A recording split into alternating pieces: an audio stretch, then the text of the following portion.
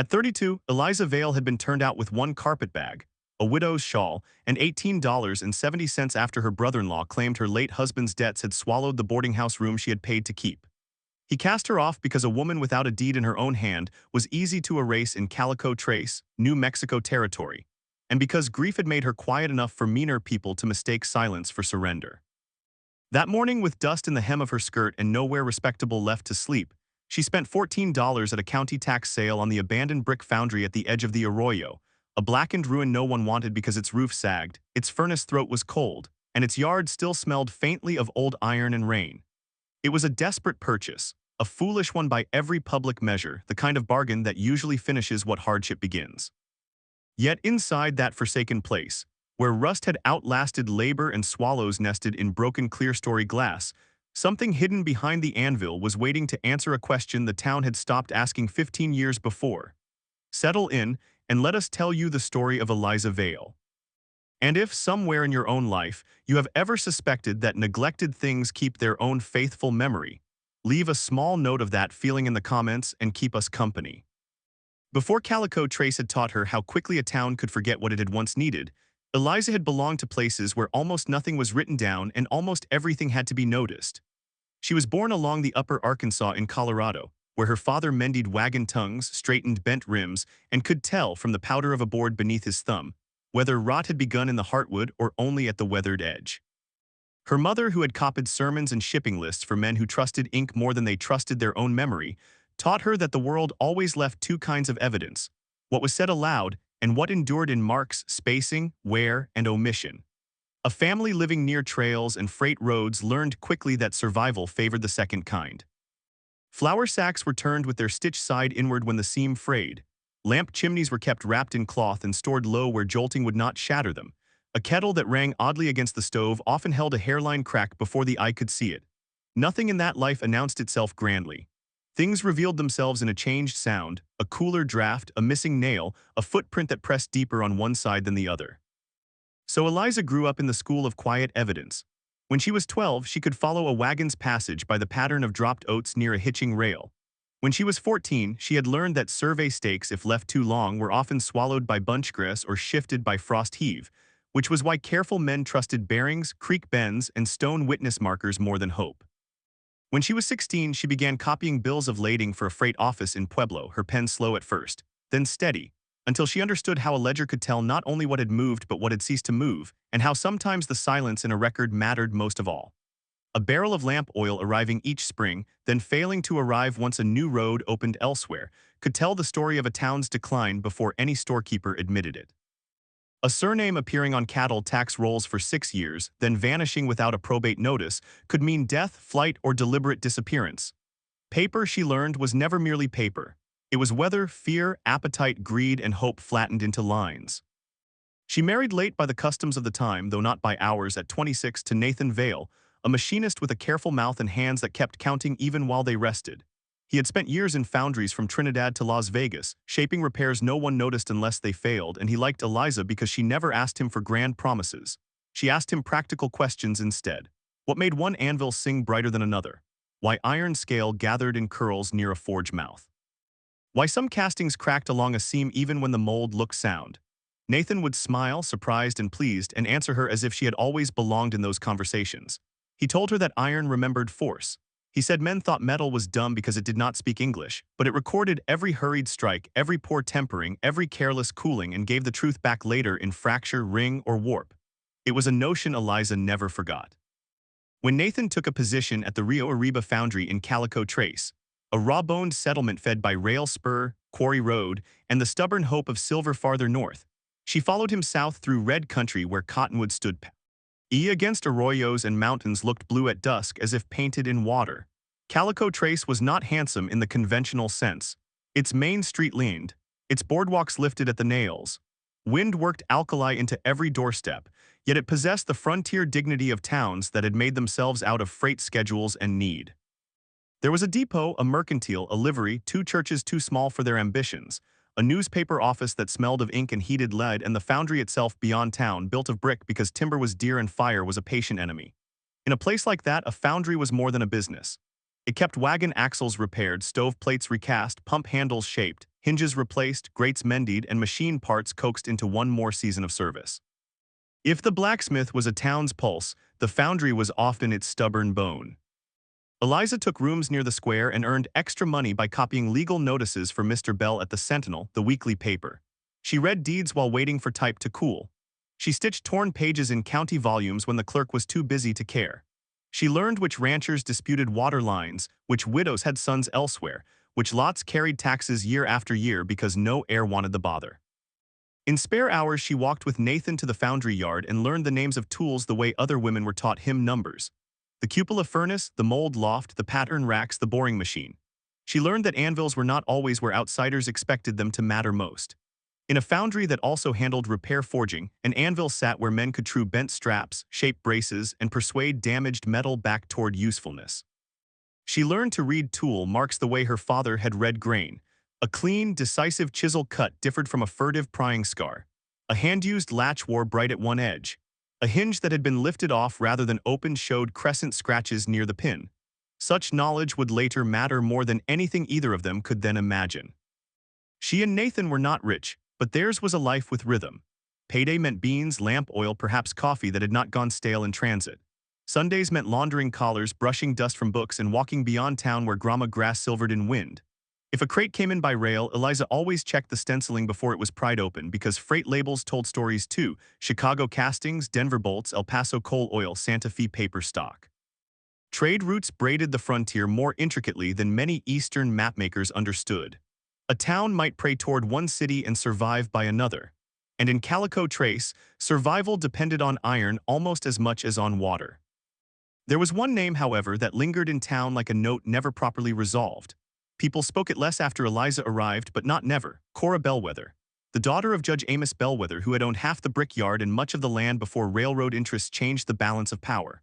Cora had been engaged, then nearly married, some said, to a surveyor from Missouri named Gideon Shaw. Others said she fled. Others said she died in the flood year. Others said nothing at all, which on the frontier often meant the truth had become too expensive. The only agreed point was that 15 years earlier she vanished before her wedding, and with her vanished some quarrel about land east of the Arroyo, where the Bellwether grant overlapped an older Mexican claim no one wished to untangle. In a country of transferred sovereignties, inherited confusion could outlive every signer. Old Spanish boundaries followed cottonwoods, ridges, acequias, and stone piles as often as they followed angles.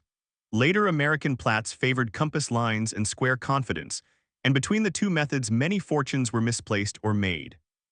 Eliza heard the story in fragments at first, the way all durable mysteries are heard, not as a tale offered whole but as a silence around certain names, a clerk's pause, a change in tone when wedding trunks or survey maps were mentioned. She was curious but not consumed. Life was not yet asking anything large of her. It would. The fall came not in one stroke but in the frontier manner, with a string of mean little injuries that together became ruin. Silver shipments slowed. Orders at the foundry thinned. A dry summer drove ranchers to mend rather than replace.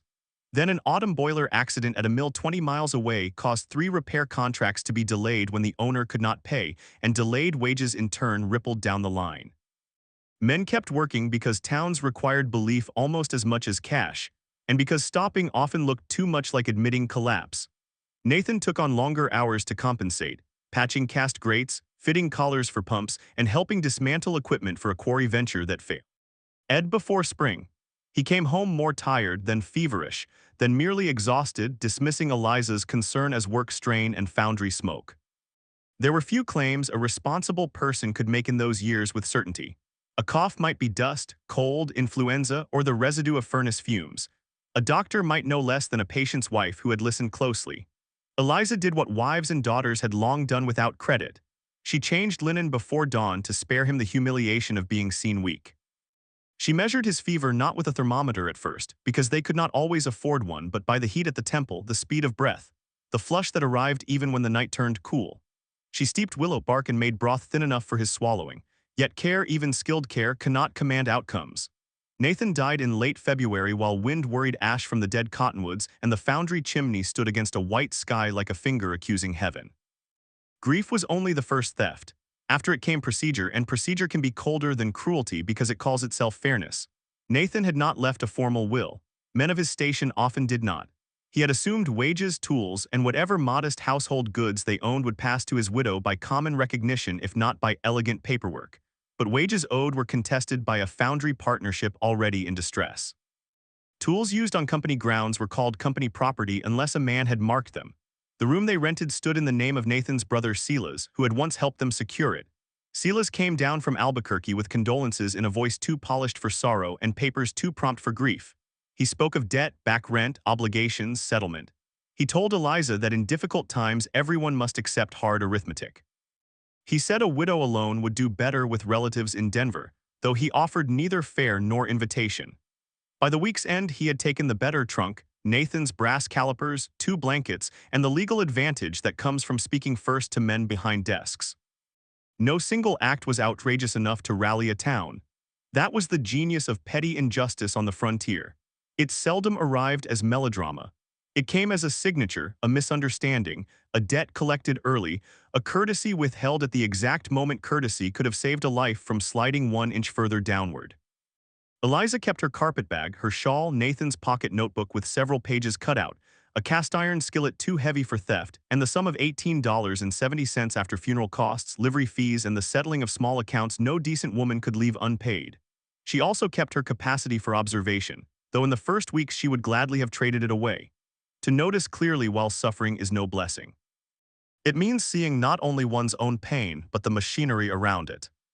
She noticed, for instance, that Mr. Bell at the Sentinel, once kindly, now avoided meeting her eye because Silas had paid for a legal notice in advance. She noticed the county clerk slide 1 volume aside when she asked about unpaid Foundry wages, then bring out another less relevant one, which told her there was something in the first record he preferred she not copy. She noticed that the Foundry itself, after months of half-operation, had slipped toward tax arrears under the name of the Rio Arriba Industrial Company, and that no one on the square seemed eager to take it over. She heard men speak of it as unlucky. Brick walls had cracked near the West Bay. A spring flood had undercut part of the yard. The furnace lining needed expense no cautious investor wanted. There were stories too, old ones, about Cora Bellwether's vanished wedding and the surveyor who disappeared from records shortly after. Men who had profited from the town's forgetting liked to call such places cursed, because a curse sounded nobler than neglect. For a fortnight, Eliza took in mending and copied one rancher's inventory for 50 cents. She ate carefully, which is the gentlest phrase we have for hunger made respectable. She sold her second-best skirt and kept the plainer one because stout cloth outlasts sentiment. She walked farther each day not out of healthfulness but to postpone choosing where to spend the next night. Public disregard settled on her like dust, light at first, then everywhere. A widow without visible protection becomes, in some communities, not a person but a test. People watch to see how much can be taken before she objects, and when she objects, whether anyone answers. One afternoon, needing shelter from a windstorm, she stood under the awning outside the county treasurer's office while a tax sale list was nailed to the wall. Most parcels were scrub land, delinquent lots, a collapsed chicken house, one adobe shed, and the Foundry. The clerk tacked the paper carelessly, and Eliza B. As she noticed such things, saw that the Foundry entry had been amended twice. The assessment had been lowered, then lowered again, not because the property had improved, obviously, but because someone wanted it to move quietly. Beside the legal description, written in a different ink, appeared a notation, fixtures included if not separately claimed. She felt a curious tightening in her chest, not quite hope, not yet. Fixtures could mean anything from useless benches to valuable patterns, depending on how honestly a place had been inventoried. On another line, nearly hidden by a fold in the paper, was the reserve price, $14. It was an absurd thought. $14 for a ruin when she needed rent, food, certainty, and all the ordinary mercies poverty forbids. Yet there are moments when desperation and discernment arrive together and resemble madness to everyone else. Eliza thought of Nathan's cut notebook pages. She thought of the clerk hiding one ledger and producing another. She thought of the Foundry being spoken of as burdensome by men who usually scented opportunity from far away. She thought of the Bellwether story, the vanished surveyor, and the eastern lots tied up in overlapping claims. A Foundry sat at the crossing of labor, land, and record. Men repaired more than tools there. They kept papers safe in hot, dry lofts, tucked under patterns and behind benches, away from damp houses and curious children. Workshops were often archives for those who trusted their own locks more than county shelves. When the sale came, no one bid against her. A few laughed softly with that frontier economy that wastes neither breath nor sympathy. A woman purchasing a Foundry with widow's money looked to them like a hen buying an anchor. The treasurer asked whether she understood the property was sold as is. She said she understood better than he knew. He wanted coin. She counted $14 into his hand and kept $4.70, enough for bread, coffee, lamp oil, and not much else. He signed the receipt. The room moved on, yet something had shifted. Public disregard, which had rendered her nearly invisible, had also allowed her to do a remarkable thing unwatched. She slept the first night in the Foundry office under Nathan's old horse blanket, listening to timbers answer the night wind. Buildings abandoned for too long develop a vocabulary of settling, and by dawn she knew some of the words. The west wall ticked sharply in the cold before sunrise. Loose tin at the roof edge gave a dry flutter. A door in the pattern room breathed against its frame because the floor had heaved a little. There was ash in the furnace pit, scale in drifts near the forge, and pigeon feathers along a sill where clear-story panes had broken. She lit no fire at first. Before a place can be warmed, it must be read. Reading it took the whole of the next day. She began in the office, where ledgers had been stripped from shelves but their clean outlines remained in the dust. She found 3 bent paper fasteners, a cracked inkwell, a bill from a Santa Fe supplier, and one small square of blue paper folded into nothing, as if whatever note it once held had been torn away. In the main shop, she studied the racks.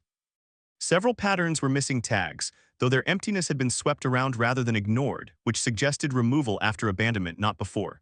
Near the forge stood the anvil, massive and dark, set on a hardwood block wrapped with iron bands. Men say an anvil is immovable, but that is only true until someone needs it moved badly enough. On the floor behind it lay an odd crescent of cleaner brick where dust had not accumulated equally. The mark could have been from old labor, from sweeping, from chance. Yet chance usually lacks symmetry. Eliza crouched and pressed her fingertips to the mortar joint along the wall behind the anvil. The brick there felt cooler, then warmer, then simply different, as if air had once passed through a space no longer open. She rose and studied the anvil's base. One band was newer than the others, its rivet heads less worn. A repair, perhaps, or reinforcement after moving. Tool marks showed on the block's rear edge, old pry scars, then older ones beneath. The anvil had been shifted at least twice in its life. She fetched a bar from the scrap pile and, taking her time, tested the weight. It did not budge alone, but the block rocked a fraction. By evening, with rollers improvised from cut timber and the kind of stubborn patience only necessity teaches well, she had moved it several inches. Behind it, low in the wall where smoke and grime had concealed the mortar lines, was a shallow iron access plate no larger than a family Bible. Its hinge had rusted stiff, but the screws were of mismatched make, one slotted newer than the others, replaced, reopened at some later date. She cleaned them with lamp oil, tapped gently with a machinist's hammer Nathan had once gotten in his coat pocket, and coaxed the plate free. Behind it lay a narrow cavity built between inner brick and outer wall, dry as bone. Inside rested a tin document tube wrapped in oilcloth gone brittle with years. When she drew it out, dust lifted around her like breath from some old sleeping thought. The tube was dented, sealed with wax impressed by a ring bearing a tiny wheat sheaf and a star. Not a county seal, not railroad, not military, a private mark. Her hands trembled then, not because she knew what it meant, but because she knew with absolute certainty that hidden things were rarely hidden without reason. She carried it to the office, set it on the desk, and waited until full dark before opening it, as if night itself were the proper witness. Inside was a map, but not the sort kept in courthouse atlases. It had been drawn on fine linen-backed paper, the ink browned, the folds carefully reinforced with narrow strips of silk. Across the lower corner, in a hand slanting firm and elegant, were the initials CB and beneath them a date from 15 years earlier. Along the margin ran notes in a second hand, smaller, practical, almost certainly a surveyor's. Bearings, distances, witness stones, cottonwood stands, a diversion ditch now dry. At the top, not as title but as warning, one line had been written and scratched out, then written again more lightly. For the bride if the county fails. Eliza sat very still. The map showed the bellwether tract east of the arroyo, but not as recorded in current county books. It showed an older boundary, one that followed 2 basalt outcrops, a buried spring, and the remnants of a wagon trace leading to a shallow rise locals called Mercy Ridge. There, enclosed in a penciled shape too deliberate to ignore, was a parcel left blank except for one word, dowry. And from that blank parcel, a line extended south to a symbol at the foundry itself, drawn not on the main floor but on the wall behind the anvil. That first discovery would have been enough to alter a smaller story, but mysteries worthy of a town rarely stop after one kindness. On the reverse side of the map, hidden by a pasted linen strip, Eliza found a second paper, thinner, bearing a list of names and crate numbers. 3 cast-iron storage boxes shipped as machine patterns from Denver by rail, received at Calico Trace Depot, transferred to Rio Arriba Foundry. 1 marked household implements, 1 marked stove plates, 1 marked bridal effects. No dates beyond month and year, no record of delivery. A bride's lost map, yes, but attached to freight, concealment, and the Foundry in ways more intricate than a sentimental hiding place. The next morning she began testing the map not against imagination but against records, because paper, however moving, becomes dangerous when trusted without witness.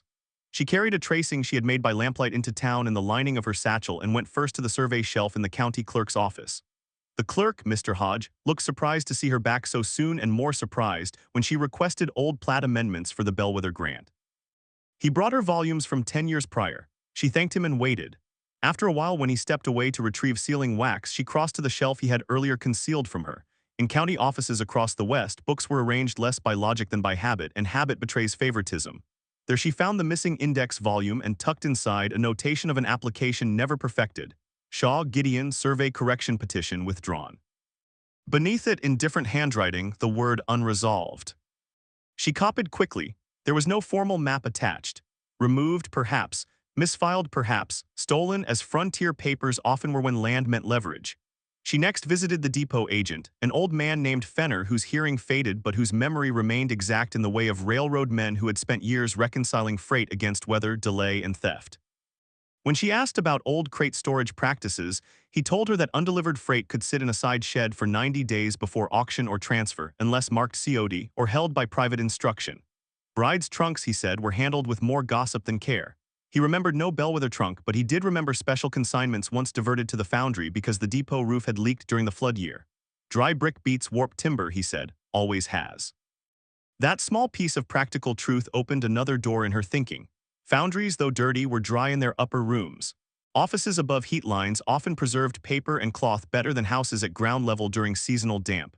If private items tied to a disputed marriage had been hidden there temporarily, then never reclaimed, the place could indeed have become a vault by accident and then by fear. She returned and searched the loft. Beneath warped pattern boards under nests and soot, she found one iron crate lacking its original tag.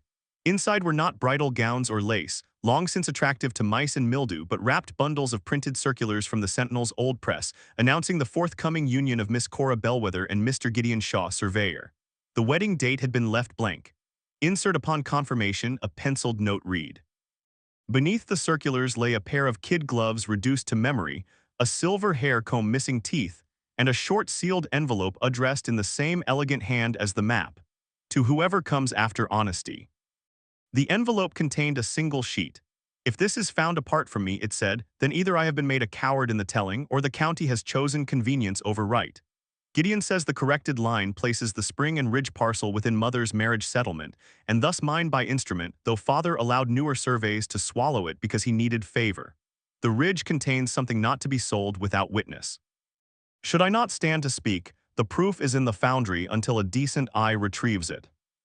A decent eye? The phrase struck Eliza with such force she had to set the letter down. For 15 years the town had apparently possessed everything needed to ask proper questions and had chosen instead the smoother road of forgetting. Yet Cora, at the edge of her own erasure, had trusted that someday someone not greedy, not hurried, might look carefully enough to understand. There is a profound fellowship between women who never meet and still leave each other instructions. The clues multiplied, but they did so in ways that demanded labor. Behind a loose board in the Foundry office, Eliza discovered old receipts for pig iron, pattern varnish, and rail shipment charges, along with one scrap bearing Judge Bellwether's signature beside an amount paid privately to the Foundry foreman 2 weeks before Cora vanished.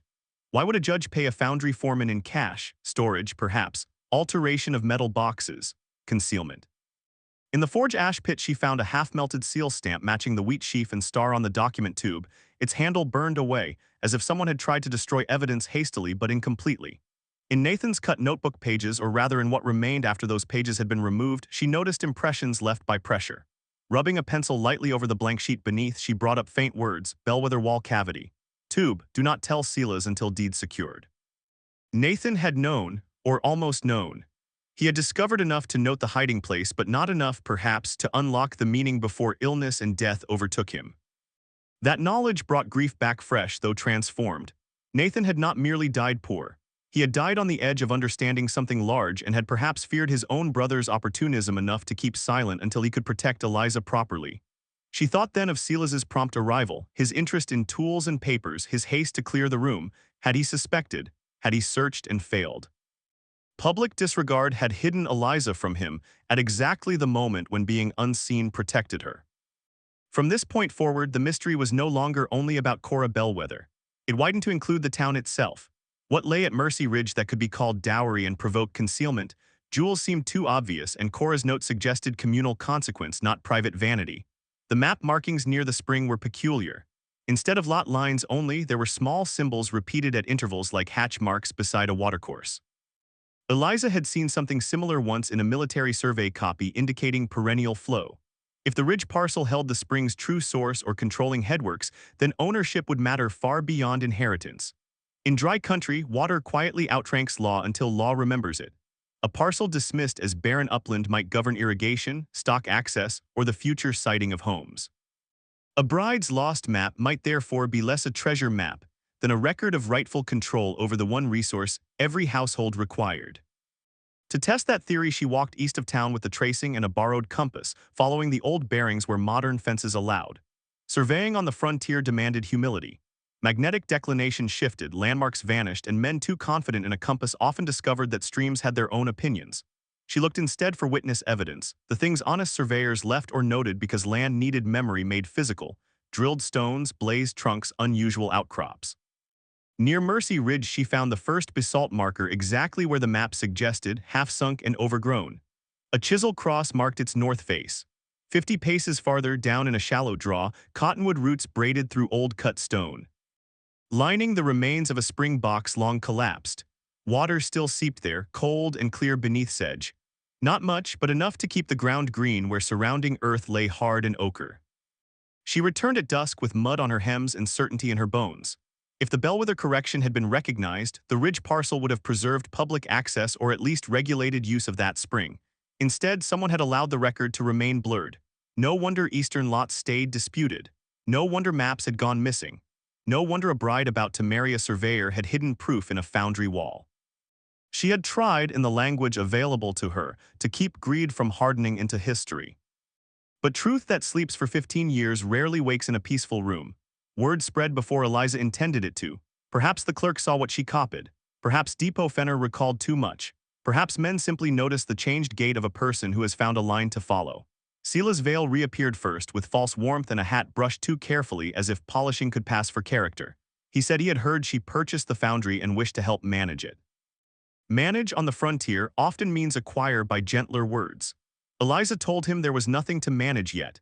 He looked around the office with bright attention, too quickly noting shelves, desk, loft, ladder. His gaze rested a moment too long on Nathan's pocket notebook in her hand. We may infer without injustice that he understood its significance more than he admitted. Soon after came Judge Amos Bellwether himself, older now, one shoulder dipped by age or burden. He stood in the foundry doorway where light from the high broken panes laid bars across the floor. He asked, in a voice educated enough to sound mild while being exacting, whether she had found any papers belonging to his family. A broad question is often an admission disguised as courtesy. Eliza answered that the foundry had yielded old rubbish, which was true, and perhaps a few records of interest to the county, which was truer. The judge's face changed almost imperceptibly at that. He said the past could become unkindly distorted by partial evidence. He said his daughter's disappearance had caused enough pain without old gossip reopened. He did not ask whether Eliza had found Cora's map. Men who know precisely what they fear rarely name it first. After he left, another visitor came under cover of practical business. Marshal DeWitt Kane, who announced complaints about unsafe conditions and asked whether she intended to reopen the premises. He was not a cruel man, only a convenient one, the sort who values order above justice when forced to choose between them. He advised her not to dwell on Bellwether matters. Old claims breed ugly suits, he said. Frontier courts eat years. Better to sell the bricks, take what profit she could, and start elsewhere. She thanked him and observed that if he truly feared unsafe conditions, he might begin with the broken railing on the courthouse steps where 3 people had already fallen. He did not enjoy that answer. Yet he left without inspecting much, which told her the visit was not about safety at all but containment. Containment hardened into obstruction when Eliza tried to examine probate files relating to Cora Bellwether's mother. The clerk said volumes were being repaired. When she returned, he said they were out for review. At the Sentinel, Mr. Bell admitted privately that someone had asked whether he would print any nonsense about vanished brides and imaginary surveys. He looked ashamed. The weekly paper, like most small papers of the day, lived between truth and advertising, and the balance was seldom romantic. Printers knew plenty that subscribers preferred not to pay to hear. Still, he did one kindness. He let Eliza search old issue bundles in the back room, where laid type dust darkened fingertips and old ink released its peculiar sweet metal smell in summer heat. There she found notices from the year of Cora's disappearance. Delayed wedding, private family matter, correction of property transfer postponed. Then, 2 weeks later, an item about unexpected repairs at the Foundry after flood damage to stored freight. The same week, Gideon Shaw's name vanished from public mention entirely. That omission mattered more than any dramatic accusation could have. Newspapers, even small ones, leave accidental silhouettes. If a man engaged to a judge's daughter simply left town dishonorably, competitors, creditors, or moralists usually mention it. Silence of that completeness suggested influence. Either the judge had suppressed scandal or the town had preferred a quieter fiction. Eliza copied each item. Printing, she reflected, preserved more than opinion. It preserved timing. And timing often unlocks motive. Silas returned the following evening with an offer to buy the Foundry for $25, nearly double her price. Jen. Erosity that hurries is rarely generous. When she declined, he let his pleasantness slip. He said Nathan had died leaving matters unfinished and that women often misunderstood business papers. He suggested that anything discovered there properly belonged to the company or to surviving kin. Eliza asked which kin precisely had shown such devotion when funeral expenses were due. His color rose. He took a step toward the desk. At once she picked up the heavy pattern-maker's mallet lying nearby, not theatrically, just as a woman who knows the weight of wood and iron might do. He stopped. There are forms of dignity the law never names but men recognize instantly. After that she slept less. She moved the map, the letter, and the receipts 3 times in 2 days, finally sewing the smallest papers into the quilted lining of her shawl and hiding the tin tube inside the hollow base of a broken flue section no thief would trouble to lift. She also began restoring the front office lamp and one side window, because visibility is protection. A place that looks occupied invites less casual trespass than one that remains forlorn. She cleaned the shop entrance, swept a path, and hung a sign from scrap board, COPYNG REPAIRS INVNTORID records examined. It was not fully true, but it announced purpose. On the frontier, purpose often discourages predators better than weakness disguised as innocence. Then came the most dangerous contradiction of all. Depot Fenner, uneasy and smelling of tobacco, brought her a folded freight receipt he had found mislaid behind a pigeonholed drawer. It listed 3 iron crates transferred to the Foundry under private instruction from Judge Bellwether, but the receiving signature was not the Foundry foreman S. It was Gideon Shaw's, dated 2 days after the notice postponing the wedding. So Gideon had not vanished before reaching town business. He had personally signed for the crates tied to Cora's hidden map. Either he had helped conceal them to protect her, or he had colluded in whatever followed. Fenner, having delivered the paper, urged caution and left quickly, as men do when conscience briefly outruns courage. Eliza turned the contradiction over and over.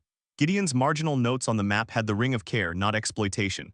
Cora's letter invoked him as ally, yet his signature proved access at a critical hour. Perhaps he had meant to carry the proof to safety and failed. Perhaps he had been intercepted. Perhaps he had betrayed her. A mystery deepens properly only when new evidence complicates, not confirms. By then the town had begun watching the Foundry road. Boys loitered. A rider paused twice at the gate. The judge's carriage passed without stopping, which was its own form of pressure. We must not imagine frontier communities as lawless theaters where villains announce themselves cleanly. More often, everyone knows enough to choose sides slowly and by implication. Eliza decided that if the truth was to survive, it must leave the Foundry in copies before it left in people's mouths.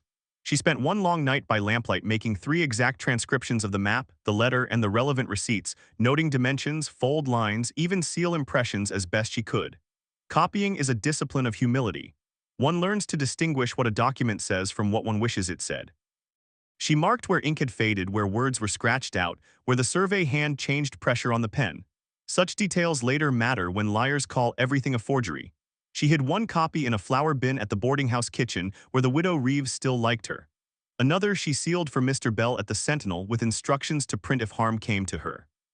The third she carried when she set out before dawn for Mercy Ridge with shovel, compass, and the original map folded against her ribs. The map symbol at the spring box had continued to trouble her.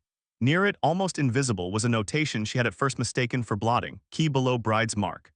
At the site, kneeling in cold seep water and silt, she probed the broken stone lining until her hands struck metal under 2 inches of compacted grit. It was not a key in the ordinary sense, but a brass surveyor's transit key used for adjusting screws on an instrument case, engraved with the wheat sheaf and star.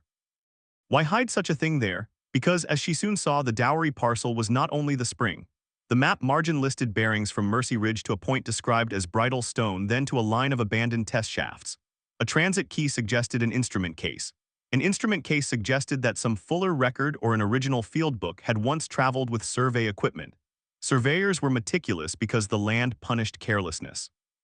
Their field notes often mattered more than the polished plat later filed, since they preserved weather, witness points, corrections, and intent. Following the new bearings, Eliza found on the lee side of a ridge stone veined white with quartz, a carved initial C no larger than a thumbnail. Beneath the stone, in a cavity lined with rusted biscuit tin, lay a leather-bound field book protected in waxed cloth. Its pages, though foxed, remained legible. Gideon Shaw's hand, daily entries, bearings, water flow observations, notes on the bellwether grant correction. And then on the final written page, a hurried statement: judge demands withdrawal. Cora refuses. Parcel reserved by her mother's settlement for public spring and school trust if married issue fail. He would rather let Dixon interests take east lots than yield control. Hiding duplicate plat at Foundry until ceremony forces acknowledgement. If I do not return, let her map stand with this. Public spring and school trust. There it was, simple and vast. Cora's mother, perhaps seeing what kind of country this would become, had tied the ridge parcel and its water to the common good through a marriage settlement, to pass first through Cora but failing heirs into trust for a schoolhouse and public spring access. Judge Bellwether had apparently allowed newer plats to bury that condition because outside development interests, Dixon among them, likely rail-adjacent speculators, wanted freer title to the eastern lots. Cora's marriage to a surveyor would have brought the correction into daylight. Her disappearance had solved too many problems for too many men. Yet even then the story did not resolve itself into melodrama. The field book contained no explicit accusation of murder. Frontier mysteries often deny us that satisfaction. What it did contain was enough to expose fraud, suppression, and a willful theft from the town's future. Water, school, land, and lawful inheritance had all been folded into one long act of convenience. Cora may have fled, she may have been compelled into silence, she may have died elsewhere. The town had not merely lost a bride, it had lost the lawful memory of what she meant to secure. Eliza had scarcely returned to the Foundry with the field book when conflict stepped out from implication into danger. Silas was waiting inside with Judge Bellwether, the office door standing open as if legality had already been arranged around her absence. On the desk lay her drawers half pulled, papers displaced but not found. The judge spoke first, saying they were concerned for her safety and wished to relieve her of documents too complex for her present condition. The phrase was chosen carefully. Men have long used women's hardship as evidence against their competence. Silas added that Nathan had intended to consult him regarding discovered property. This was almost certainly false, and the judge, hearing the lie, did not trouble to conceal his distaste for the man he was temporarily allied with. Eliza did not answer at once. She looked from one to the other and understood that truth had begun to frighten people who disliked each other enough to collaborate. That is always a revealing moment in any community. She said only that if they had come to purchase the Foundry, the price had risen. The judge asked to what figure. She replied, beyond your convenience. It was not wit for its own sake, it gave her time. At that same moment, by grace or habit, Mr. Bell from the Sentinel appeared at the open door, having come to deliver a bundle of clean foolscap. He saw the tableau, read it correctly, and remained. A witness alters the shape of menace. So does print. The judge knew it. Silas knew it less, which made him more dangerous. After a strained exchange, they withdrew, but not before the judge said the county commissioners would take a keen interest in any forged claims circulated to inflame the town. That threat clarified Eliza's next move. She could not trust private persuasion or backroom ethics. She needed a public forum where timing, records, and multiple witnesses could braid into something too strong to smother. Frontier governance, for all its defects, depended on certain rituals of public reading. County meetings, water allocation hearings, school district proposals, notice publications. If she could force the Bellwether papers into one of those channels, the truth would stop being hers alone to defend. Fortune, or the stubborn providence that often looks like scheduling, offered the occasion within days. The commissioners were already set to hear arguments over a new East Road extension and the siting of a school annex, both matters touching the disputed Eastern Tract. Mr. Bell agreed to publish a short notice requesting interested parties bring any original plats, survey notes, or settlement instruments relevant to the Bellwether grant. He did so without naming Eliza, which was wise. We should remember that small-town newspapers in the 19th century West were not merely vehicles of opinion. They were the plumbing of public procedure. Print something, and it entered the realm of civic memory. The neg. HT before the hearing, someone attempted to set a small fire in the Foundry's scrap lean-to. Not a full blaze, only a testing one enough to frighten or distract. Eliza smelled the smoke before it spread and beat it out with wet burlap kept for cooling cast pieces. In the ashes, she found a match safe stamped from a saloon in Albuquerque where Silas was known to drink when feeling prosperous. It was not proof enough for court, but it was proof enough for conscience. She slept in the office chair with the field book tied to her waist and the map under her pillow, while the old Anvil stood back from the wall like some black witness that had finally yielded its oath. Morning brought the hearing room packed beyond comfort. Ranchers came for water matters, mothers for school talk, speculators for roads, idlers for spectacle, and the judge for control. Eliza wore her plain dark dress and Nathan's watch chain without the watch, just the chain, because memory sometimes lends steadiness even when it cannot lend protection. She had asked Widow Reeves, Depot Fenner, and Mr. Bell to attend. Marshal Kane stood at the back, all procedural neutrality and inward discomfort. When the commissioners called the bellwether matter, the judge rose first and spoke of confusion, incomplete records, and the dangers of reviving old family wounds. He was persuasive in the way practiced men often are, offering reasonableness as a shield against scrutiny. Then Eliza stood. We will not pretend such moments arrive accompanied by certainty. Usually they arrive with dry mouth, shaking hands, and a heart that seems to have mistaken itself for a hammer. But she had spent years reading small truths under larger speeches, and now she placed before the room not outrage but sequence. She introduced the Foundry purchase receipt to show lawful possession of the premises where the papers were discovered. She offered the map, the letter, the receipts, and Gideon Shaw's field book. She noted seal marks, dates, freight transfers, and the matching symbol found on the hidden tube and transit key. She explained plainly how the map's bearings corresponded to extant witness stones and the spring box remains at Mercy Ridge. She read Cora's own words. She read Gideon's note about the marriage settlement reserving the parcel for public spring and school trust if no heirs issued from the line. She did not accuse anyone of murder or abduction because the documents did not warrant it. She accused the county and its powerful men of something the papers proved beyond comfort, burying a valid correction and allowing the town to live off a lie convenient to development interests. A hush took the room then, and in that hush lay the true climax, because frontier communities can tolerate vice more easily than they can tolerate being shown, line by line, how they agreed to forget. Judge Bellwether objected, called the materials unauthenticated, demanded private examination. Eliza answered by inviting comparison of ink, paper stock, railroad freight dates, sentinel notices, and county index entries. Mr. Bell confirmed the print dates. Fenner confirmed the freight transfer practice and found receipt.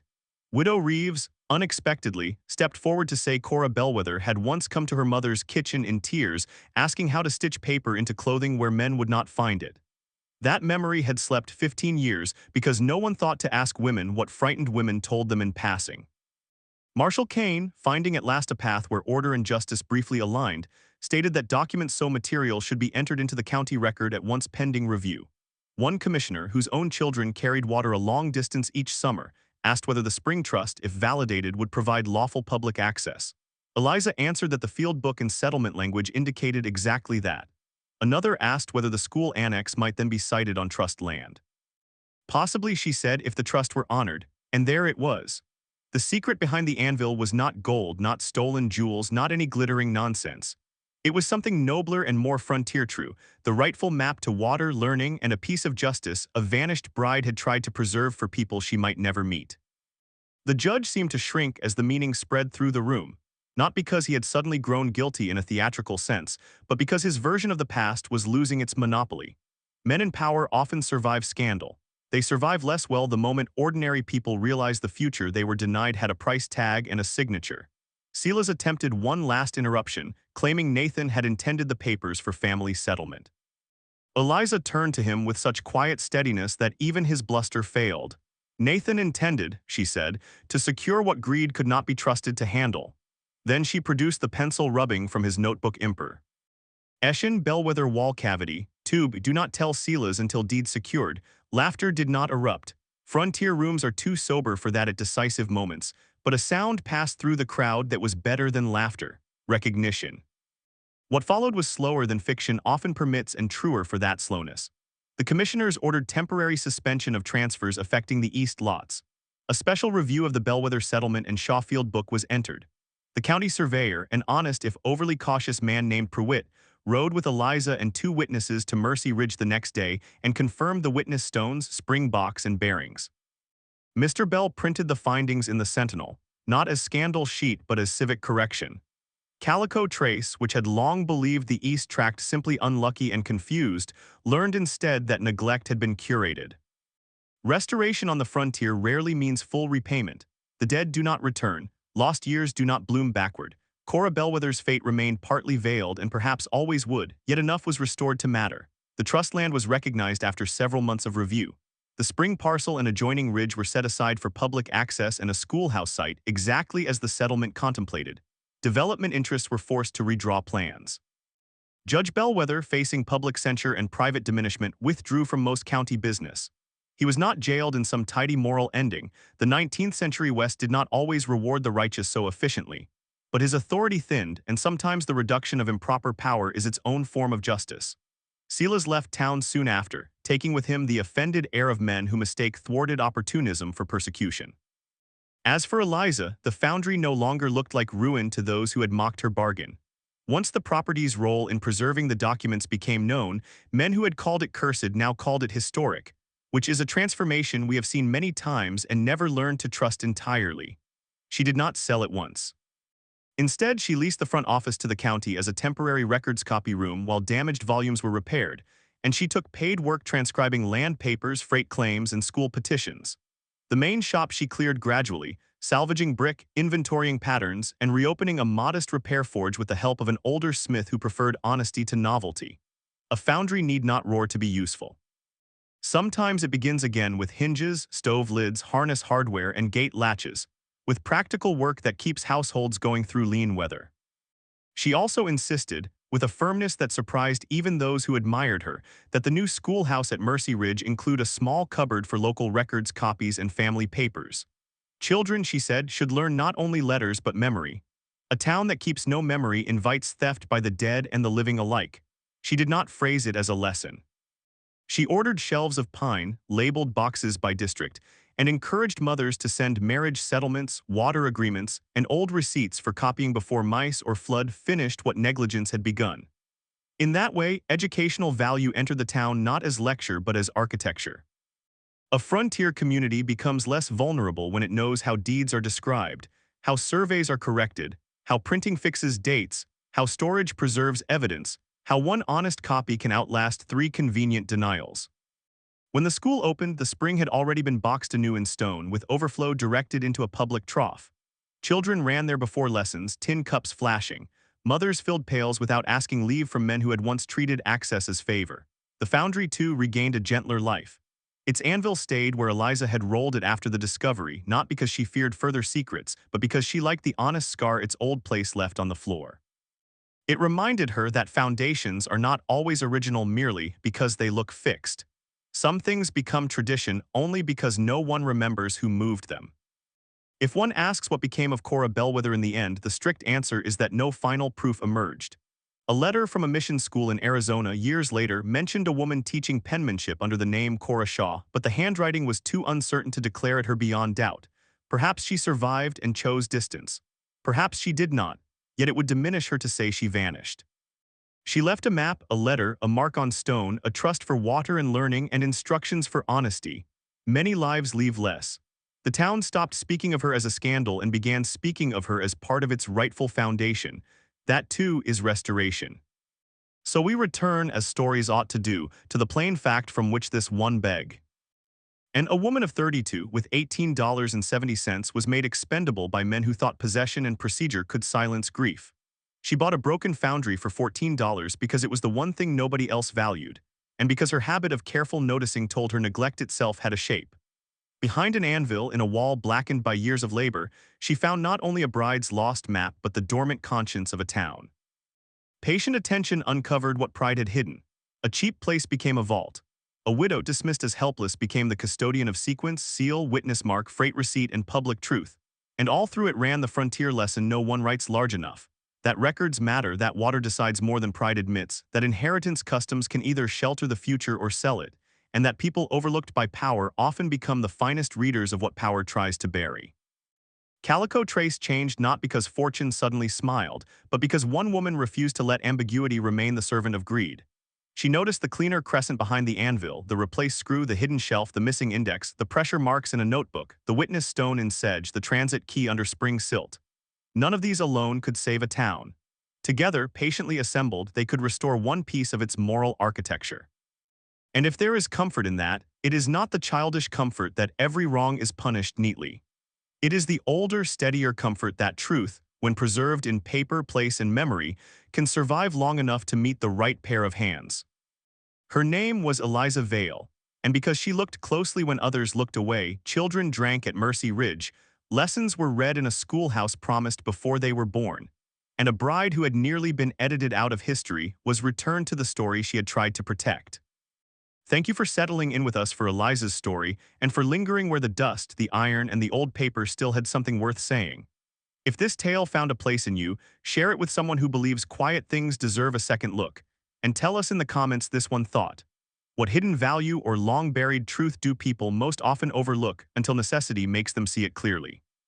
Until next time, stay warm, stay kind, and keep listening for the truths that humble places have been holding all along.